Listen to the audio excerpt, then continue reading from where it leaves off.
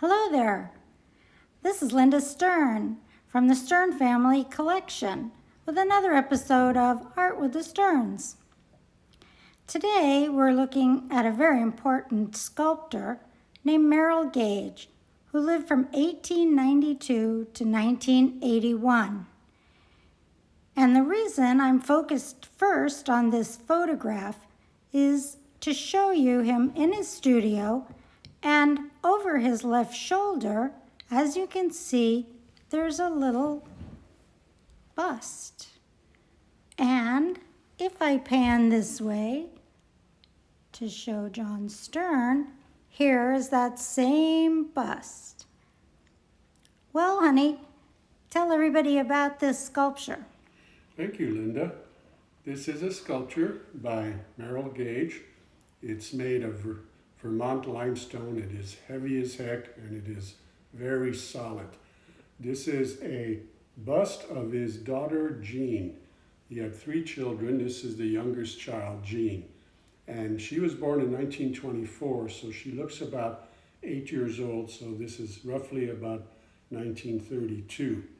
And this was made for his own family use. It was never sold. It stayed in the family.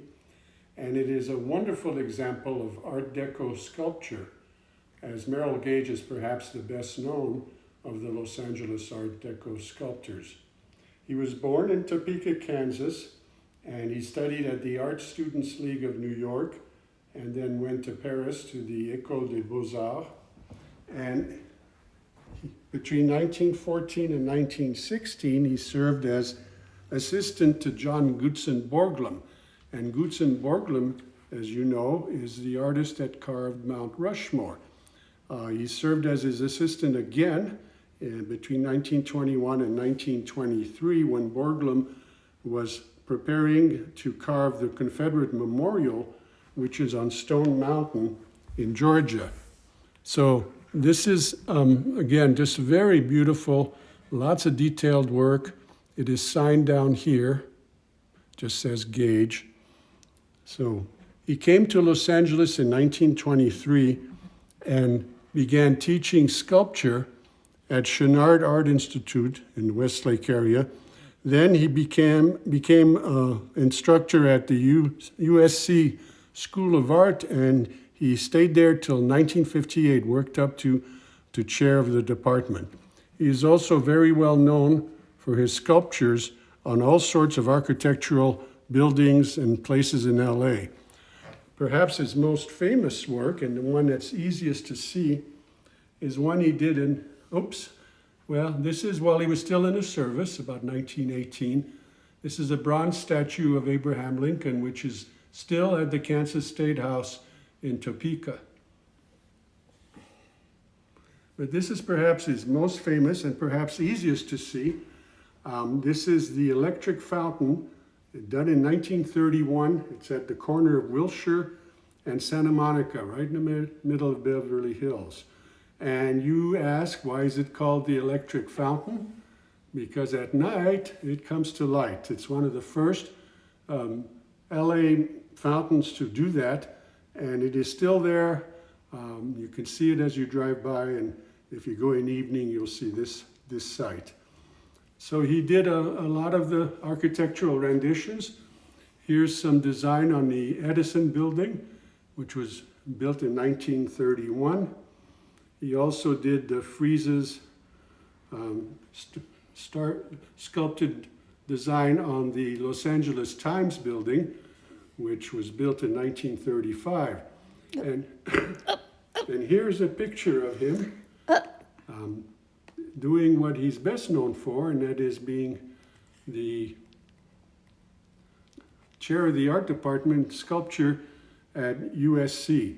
He was also president of the California Art Club in 1932 and 1933. In 1955, he had a film made of him doing a majestic bust, a face of Abraham Lincoln. It's a film called The Face of Lincoln. It's a documentary. And it won the Academy Award that year, 1955, as the best live action film. He continued to do his sculptures and teach it at USC until 1958. Then he retired to Laguna Beach, where he died in 1982. So again, this is one of the most important sculptors in LA. He was the definitive Art Deco sculpture, and this is a face of his sweet little daughter, Jean. Very interesting. Well, we want to give a shout out to all of our sculptor friends, the California Art Club, which is still very active today and is 103 years old now, 104 years old. And it was formed in 1909 and has been exhibiting ever since. okay, so 111 years old, and it has a very active sculpture section. And we want to give a shout out to those friends and show that collecting art is not just about collecting paintings or plein air or historic works, but sculpture too. And this is an important artist that you should be aware of, especially in Los Angeles with so many important monuments by him there. So anyway, we're glad you could join us, and stay safe, enjoy your art, keep collecting, and we'll see you again another time of Art with the Sterns. Bye-bye. See you next time.